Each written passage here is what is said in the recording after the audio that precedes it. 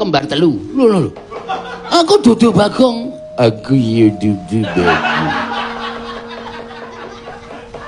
Kowe ra edan Bagong, kowe ra edan jagat Dewa Bathara.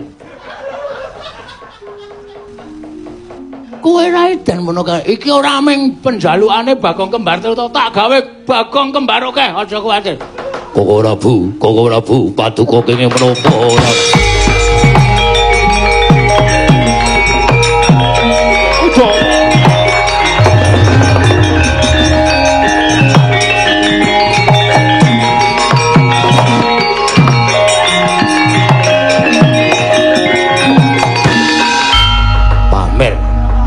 Pamer duwe kaprawiran.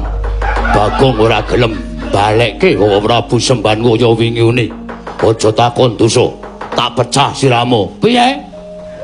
Muni piye kowe? Kowe kepengin dadi kaya ngono apa piye? Heeh. Ya ngono. Prabu Kresna kuwi dadi kaya ngono mergo tak shotke. Mergo arep gawe mengkambing ditampan aku di depan para dewa. Aku nggak mungkin, nggak mau. Nemeng dikambing kita akan mau ora carane kaya ngono. Ora gelem balekke. Iki merganing patimu. Piye? Mandya ucapku arep sikara karo Bagong kuwalat kowe Setyaki.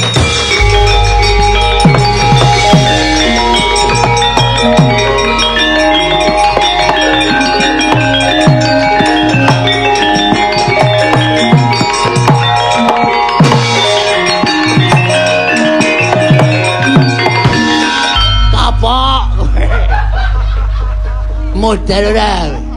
Bagong aja sembrono. Jagat Dewa Bathara. Setyaki. Mboten paling dawuh ora.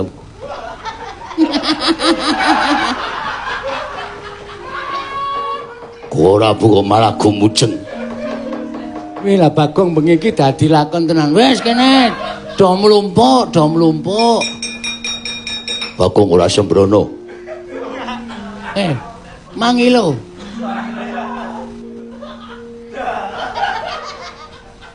Edan Koko Prabu menika kados pundi? Wis diterima-terimake. Diterima-terimake ora dadi ngopo sih. Pancen lakone bengi iki lagi Bagong. Edan Bagong. Kinangandi aku bali nang Madukara bojoku do moh kabeh. Tak peke. Ojo edan Bagong. Bagong. Aku kudu kepiye Bagong. Suarane dhewe-dhewe. Nadyan kaya mengkono tetep aku tok anggap ratu Gustimu Bagong. Non. Wonten dawuh. Saiki nek kanthi cara kaya mengkene aku malah ora isin ngadepi para dewa. Nah, mergo dewane ora bakal ngerti aku sapa, ngertine aku Bagong. Ngoten lho, gelem temandangno malah ora apa-apa. Arjuna gelem tempering. Janaka wonten paningaden. Janaka wonten paningaden. Kok suaramu saya ora cetha.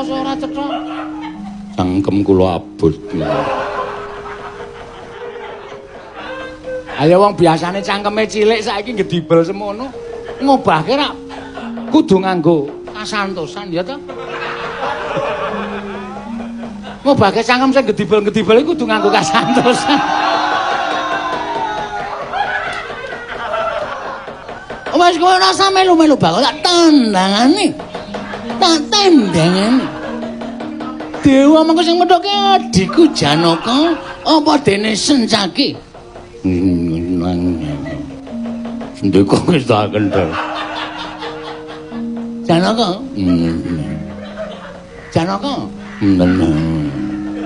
Medhoke para dewa ya Dimas.